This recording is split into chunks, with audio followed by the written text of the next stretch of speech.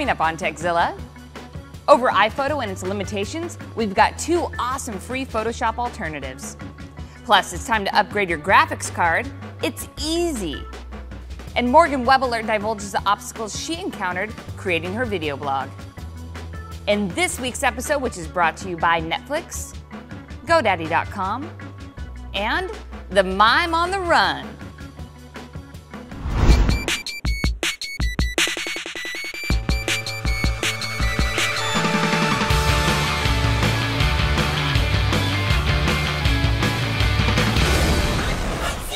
Hello, you fine folks, and welcome to Techzilla. I'm Jessica Corbin. And I'm Patrick Norton. We have an inspired show for you today. So inspired. We got lots of surprises. You were talking about our first inspiring moments? Yeah. I think we're gonna... Okay, this is...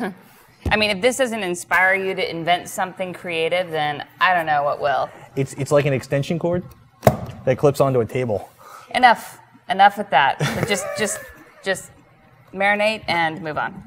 We also have. I was stumbling across this in a certain big box store. There's a push to release part that I can never get to work on this. Because part. It's underneath the table. This is bad design. Well, no. Well, maybe if I was on the right side of the table. Anyhow, I was in a particular big box store and I overheard a conversation. Somebody wanted a graphics card upgrade. Yes. They were charging a bloody fortune. Yeah. It was horrible. But you can, because a lot of people don't know. I mean, they wouldn't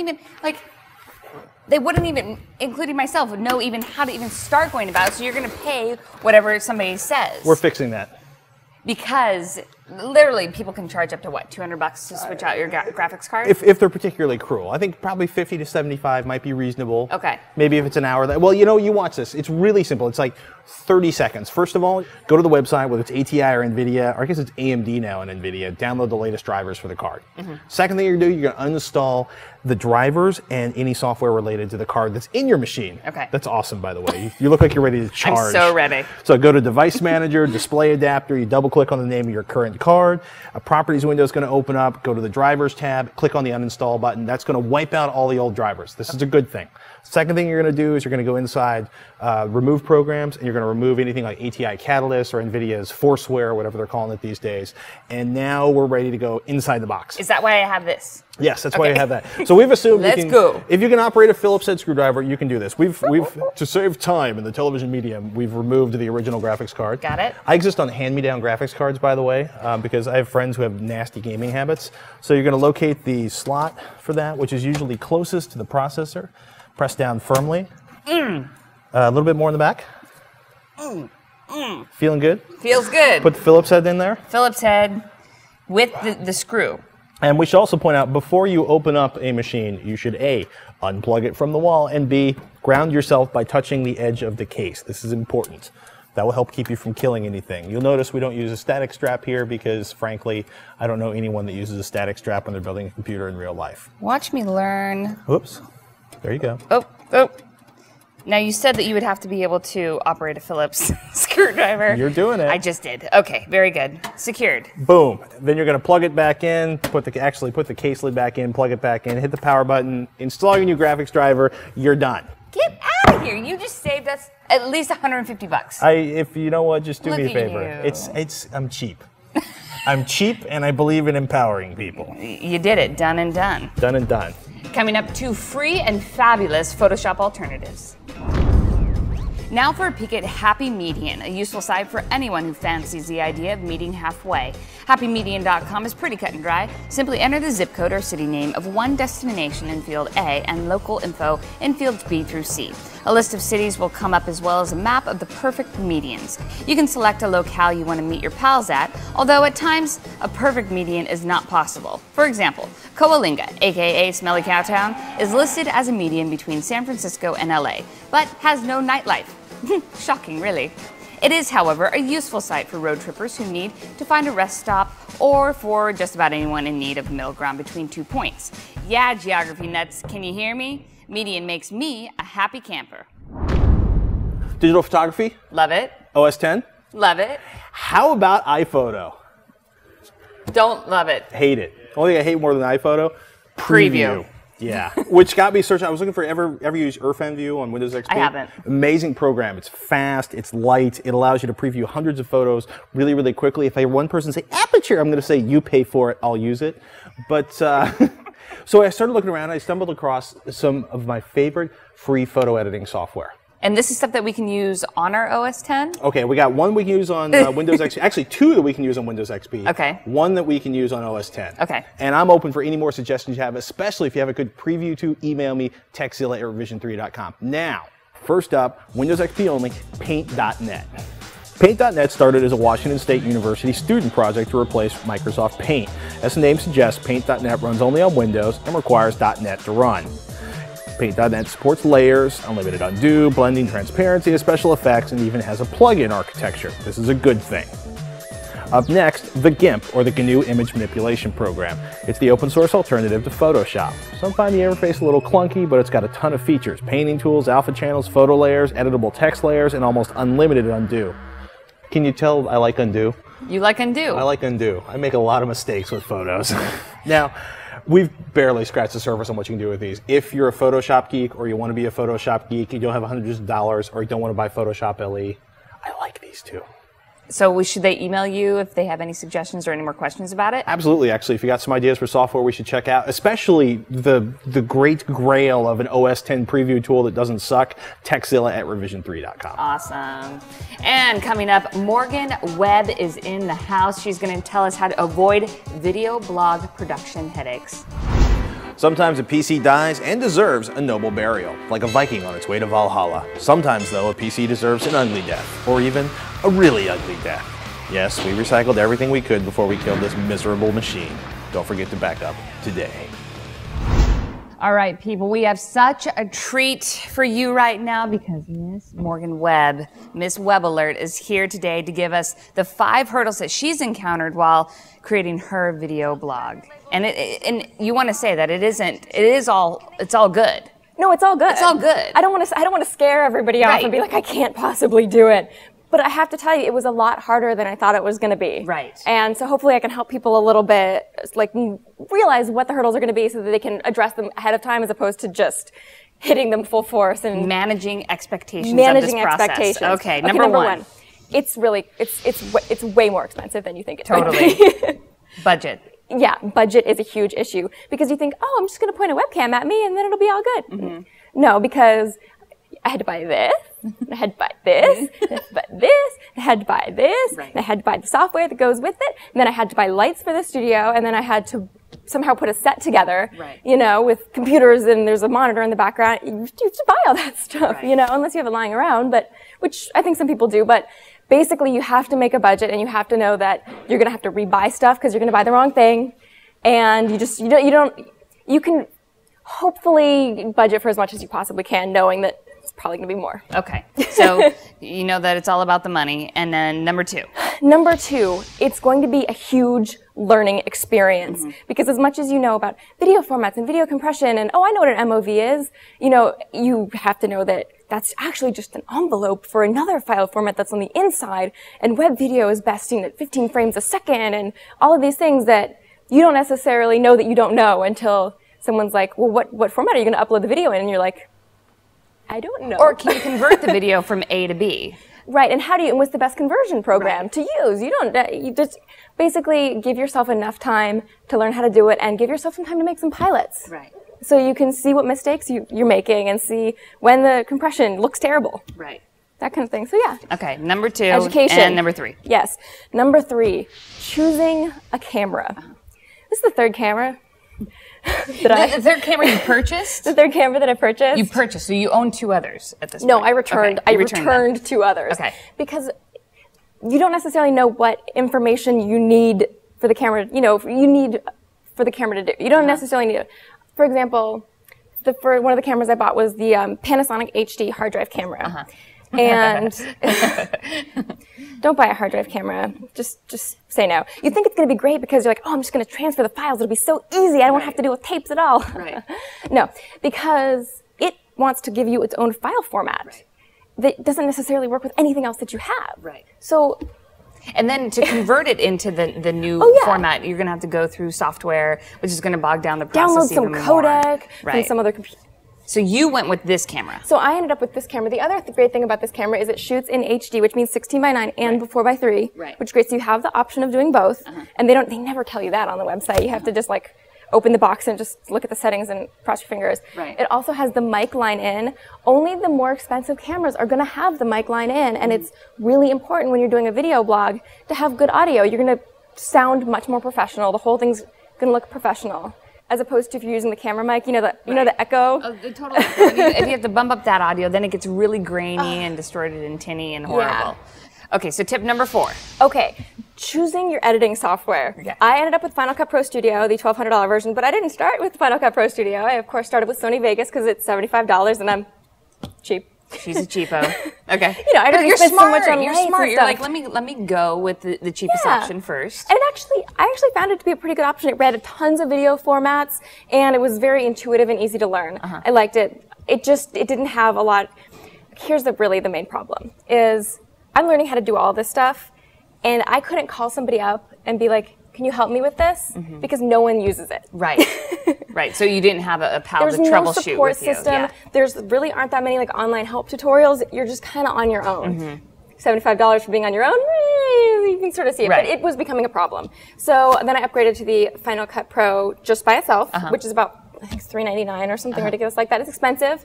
But then I realized that I needed all of the extra features that came with Final Cut Pro Studio. You have some really great graphics in your web alert. And those are done with Motion, Right. which is included in the Final Cut Pro Studio package.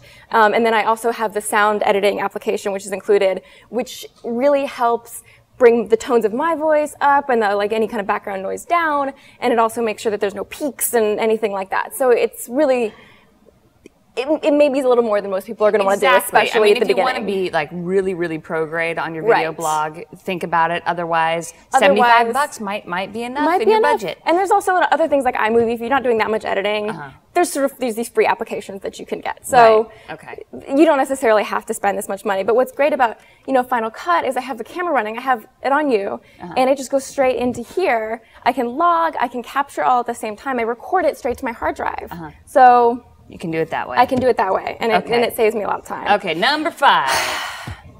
You ever go onto iTunes and you wonder why, you're like, these people haven't updated their video blog in like 4 weeks. It's supposed to be weekly. And you know why?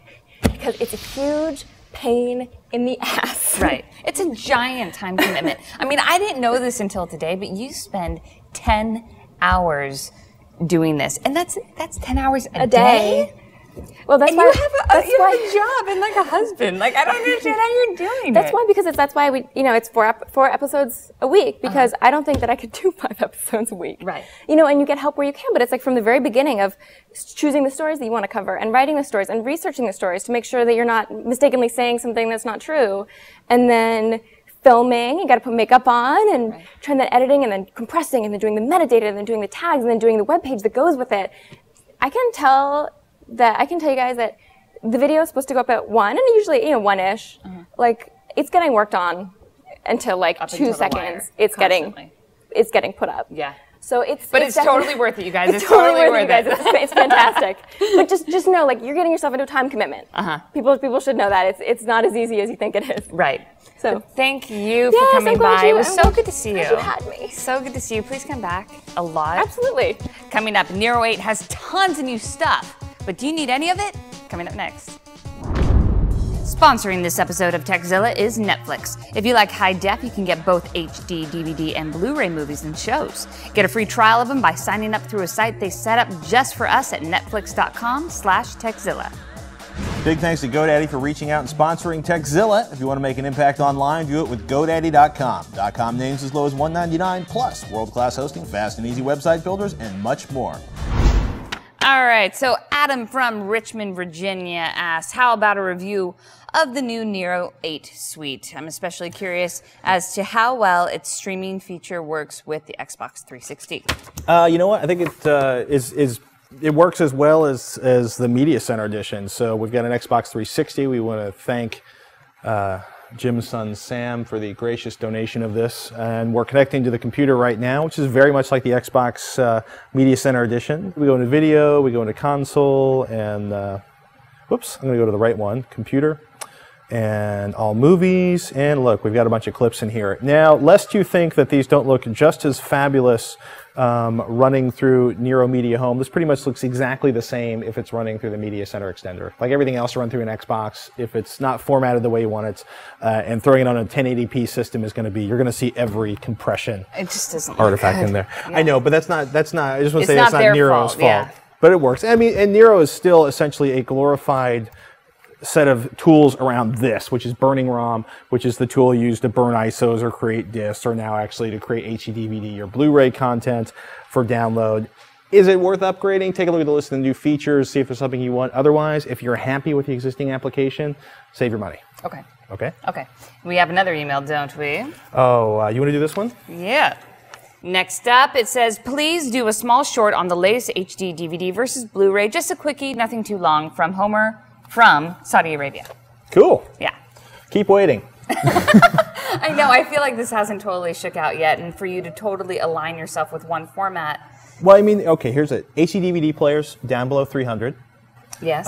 Blu-rays kind of to $499. Right. Blu-ray says they're winning because of all those, they count all those PS3 units that are out there. Yes, and a lot of people buy the PS3s because they can play the Blu-ray on it. Really? Yeah. You've met someone who's done that? Well, I know that it factors into the purchase between the... You've been reading marketing material. Have I? I do. I know, but yeah. I torture because... I've seen other dual format players that I think are a viable option for people that don't want to decide between the two. But as you said, it is the LG player. The LG, they have a thing called the Super Blue, and I've reviewed it, and it seems really dope, except for it doesn't play the HD DVD features that you really like. All the menuing stuff is gone. Right. And by the way, you can now buy a separate Blu-ray player and HD DVD player than less than the cost of the LG. It's miserable. Just avoid buying any of this stuff for as long as possible. How long do you think it's going to go on, Patrick? As long as Sony can keep pumping money from its non-existent bottom line. No, Sony's going to collapse under its own weight soon. Okay. You heard it here first. Okay, number 2. What's next? Brandon's got an email for you. Okay. He's got a hot tip. He says, we have all our work email forwarded to a separate Gmail account. Gmail lets you reply using a different email address, which means great free email backup. Yes, and I do that. You do that. I run my email through Gmail. Is this your ISP set this up since? Yes. But what you told me after I told you this was just make sure you have multiple passwords. Yeah. Because if they hack into this one. Well, what I was thinking of was the Media Defender guys. Okay. Right. So this guy's forwarding all of his work email, and if you don't know what Media Defender is, if you didn't see this, it's like 700 megabytes of this guy's corporate email from basically this company that fights peer-to-peer sharing sites, and they do other things, was downloaded and distributed to pretty much anybody who's got a BitTorrent client. They can go out and download it. Yeah. So just make sure, this is a general rule, like different websites, different, just use a different password. Right. I mean, this is such a basic rule that, I just need to be more consistent with. Well, you're pretty consistent with it. Apparently, our friends at Media Defender had some issues with it. All right, and then finally, from Alex, David, and George, they write, just want to correct you on Airport Expresses. You can stream on more than one Airport Express using iTunes. In the drop-down box where you choose which speaker to send your music to, just select multiple speakers and choose which you want to use. It's been so long since I've used iTunes with my Airport Express, I had no idea that it added that in there. Okay. So, you know what? Mea culpa. You guys rock. We got one more, actually. It turns out, and Garmin's finally stepped up and added some high definition, or I should say some pretty detailed topo maps. MapSource Topo 2008. 120 bucks, 60 bucks if you shop around for it, and hopefully that helps free you out. And that was in regards to an email that was sent to us last week. Exactly, about getting topo maps for a Garmin GPS. All right, guys. So, of course, if you have any more questions, please email us at techzilla@revision3.com. We got one more thing before we leave. Actually, we're going to say goodbye. Should we say goodbye? We'll say goodbye. Bye. We want to say thanks to Brian Lamb from Gizmodo for sharing this, and we want to extend our condolences to Andy Warno and the 20 folks who helped build this magnificent half-scale X-Wing fighter replica. Watch the video.